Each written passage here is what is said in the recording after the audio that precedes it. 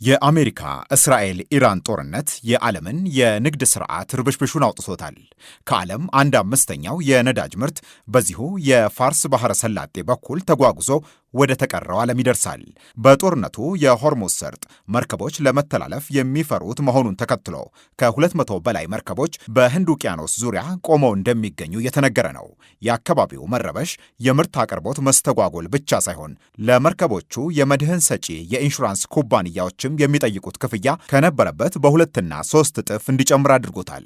ይህም በፊት ከነበረበት ከመርከቡ ግምት 0.25 በመቶ ገደማ እስከ 3 በመቶ ድረስ ከፍ እንዲል አድርጎታል እየተባለ ነው። ይህ ሁሉ ወጪ ተደማምሮ የመጨረሻውን ሂሳብ ከፋይ ተጠቃሚው ሸማቹ መሆኑ ግልጽ ነው። አቶ ካህሳይ መሐሪ የኢትዮጵያ የዕቃ አስተላላፊዎችና የመርከቡ ወኪሎች ማህበር የዓለም አቀፉ ተቋም ፊያታ የኢንተርናሽናል ዲፕሎማ አሰልጣኝ ናቸው። የትራንስፖርትና ኢንሹራንስ ባለሙያና አሰልጣኝ ሆነውም ይሰራሉ። ኢንሹራንስ ሲገባ ሀል አለ፣ በዘል አለ፣ ካርጎ አለ፣ ፍሬት አለ። ሀል ኢንሹራንስ ማለት ለመርከቡ ፊዚካል ዳሜጅ የሚደርስ ከሆነ ያ ሀል ኢንሹራንስ ይባላል። ሌላኛው ካርጎ ኢንሹራንስ የምንለው ነው። ካርጎ ደግሞ ለጫነው ወይም በጫነው እቃ ላይ ለደረሰው ነገር ነው። ሌላኛው ቬዝል ኢንሹራንስ የምንለው ደግሞ መርከቧ ሙሉ በሙሉ።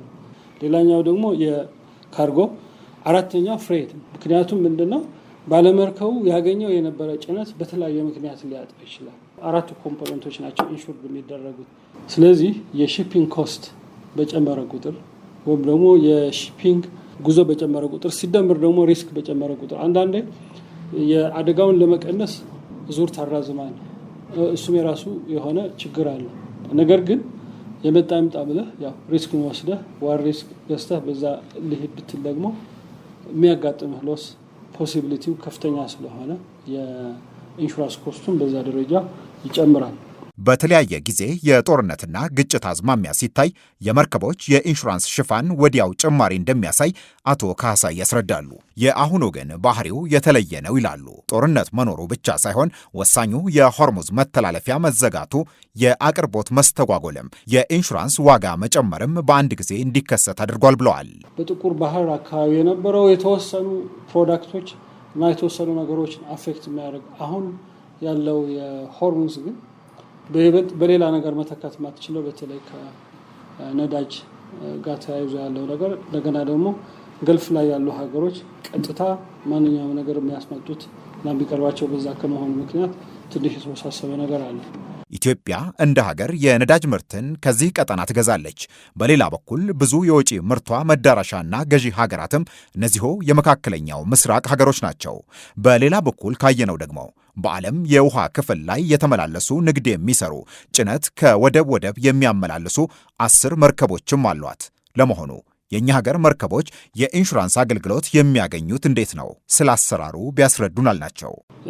የኢትዮጵያ የሆነ ማናቸውም የኢትዮጵያ አየር መንገድም ይሁን የኢትዮጵያ መርከብም ይሁን ኢንሹራንስ መግዛት የሚችለው ከኢትዮጵያ ብቻ ነው።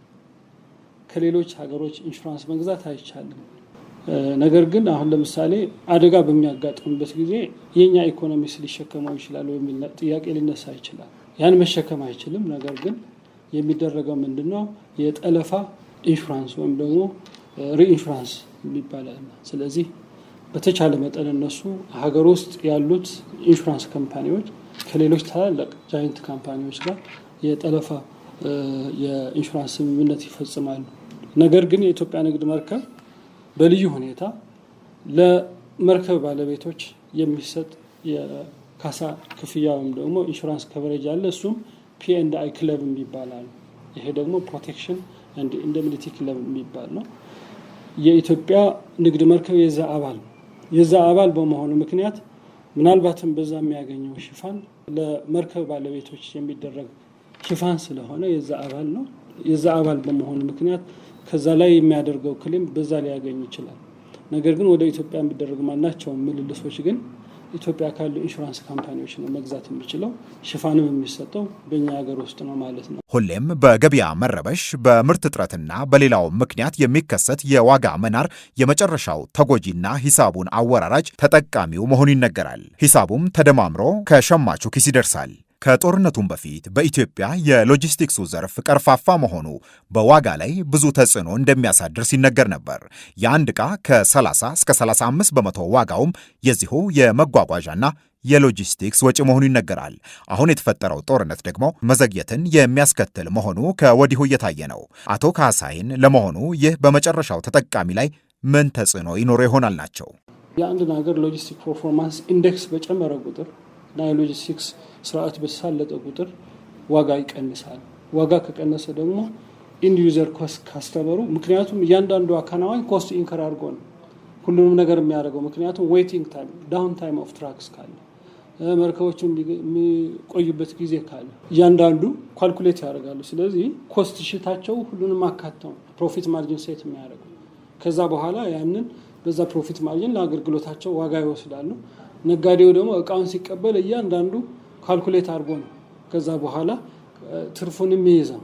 ኦፍኮርስ ኢንድ ዩዘር ካስተመር በጣም ተጎጂ ነው። በተለይ አሁን ባለው ሁኔታ አሁን ለየት የሚያደርገው ኢስናት ሲንግል ፕሮዳክት የምናወራው ስለ ኦይል፣ ስለ ነዳጅ የማይነካው ነገር ደግሞ የለም።